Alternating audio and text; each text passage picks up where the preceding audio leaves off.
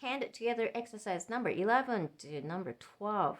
They do have same concept from the previous pages, so they should have no problem.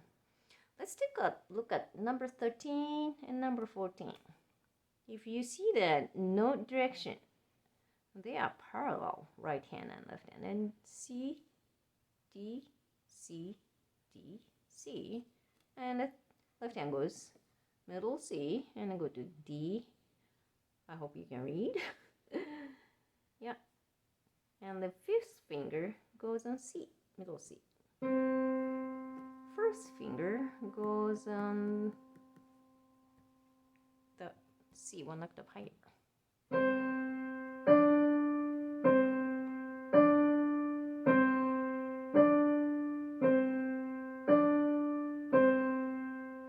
So it goes parallel. Those are actually same notes, so we call it octave unison. And the number 14 too. These are octave unison on C major 5-finger pattern.